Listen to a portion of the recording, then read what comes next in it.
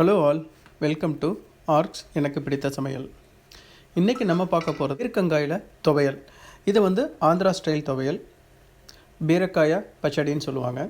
இங்கே ஆந்திரா மக்கள் வீட்டில் ஏதாவது விசேஷம் அப்படின்னு போனால் இந்த டிஷ் இல்லாமல் இருக்காதுங்க. அவ்வளோ முக்கியமான and famous and flavourful dish. இந்த பீர்க்கங்காய் என்னோடய தோட்டத்தில் காய்ச்சது. நல்லா இருந்தது ஆக்சுவலி இந்த சீசன். ஏன்னா பார்த்திங்கன்னா நிறைய பீர்க்கங்காய் சுரக்காய் எல்லாம் வந்திருந்தது.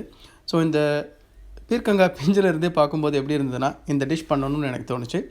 நம்ம சேனலுக்கு என்ன சப்ஸ்கிரைப் பண்ணலன்னா சப்ஸ்கிரைப் பண்ணிவிடுங்க. வாங்க இப்போ இந்த துவையல் எப்படி செய்கிறதுன்னு பார்க்கலாம். பீர்க்கங்காயை நீங்கள் இதுக்கு ஃபுல்லாக தோல் சீவணும்னு அவசியமே இல்லை. தோலோடையே யூஸ் பண்ணிக்கலாம். அதே மாதிரி உள்ளே இருக்க விதைகளையும் யூஸ் பண்ணிக்கலாம்.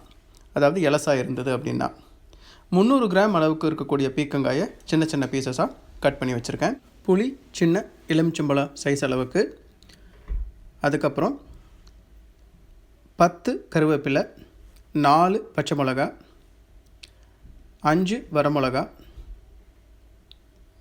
1 டீஸ்பூன் அளவுக்கு கடுகு, 1 டீஸ்பூன் அளவுக்கு சீரகம்.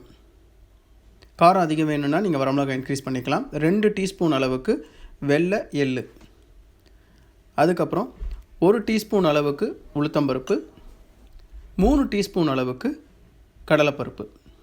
இதெல்லாம் தாங்க நமக்கு தேவையான பொருட்கள். ஃபஸ்ட்டு நம்ம ஒரு பாத்திரத்தில் வெள்ளை எள்ளை ட்ரை ரோஸ்ட் பண்ணிடலாம். இந்த எள்ளு பார்த்திங்கன்னா இப்போது வெடிக்க ஆரம்பிக்கும். வெடிச்சிட்டு கொஞ்சம் நிறம் மாறும். அது வரைக்கும் நம்ம ட்ரை ரோஸ்ட் பண்ணிவிட்டு அதை தனியாக ஒரு பிளேட்டில் எடுத்து வச்சிடலாம். அதை நம்ம துவையல் அரைக்கிறப்போ சேர்ப்போம். இப்போ வெடிக்க ஆரம்பிச்சிருச்சு. இப்போ நம்ம வேற ஒரு பிளேட்டில் ட்ரான்ஸ்ஃபர் பண்ணிடலாம். இதே பாத்திரத்தில் நம்ம இப்போ துவையலுக்கு தேவையான மற்ற பொருட்களையும் வதக்க போகிறோம். அதுக்கு ஆயில் சேர்த்துக்குவோம். ஸோ தேவையான அளவு ஆயில் சேர்த்துக்கோங்க.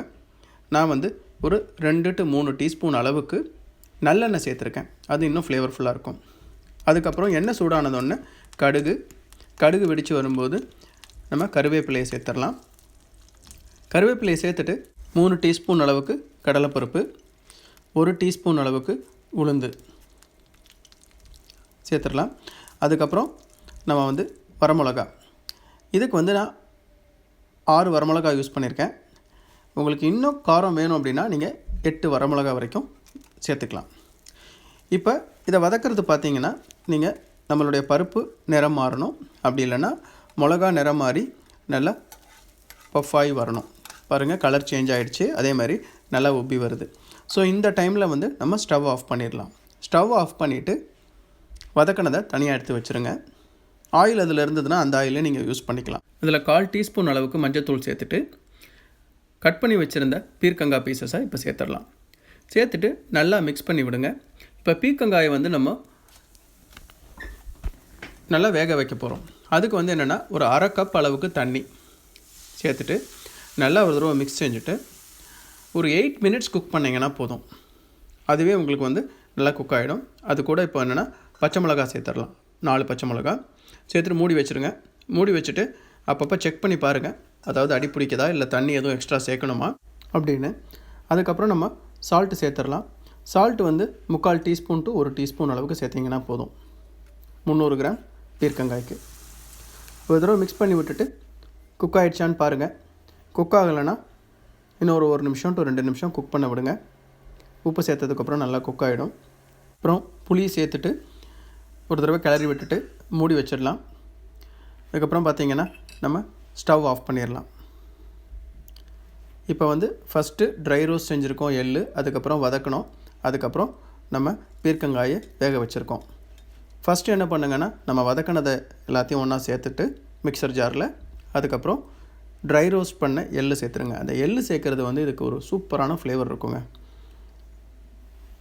ஃபஸ்ட்டு சும்மா 1-2 அரைச்சிருங்க. அதுக்கப்புறம் நம்ம பீர்க்கங்காயை இப்போ சேர்க்குறோம்.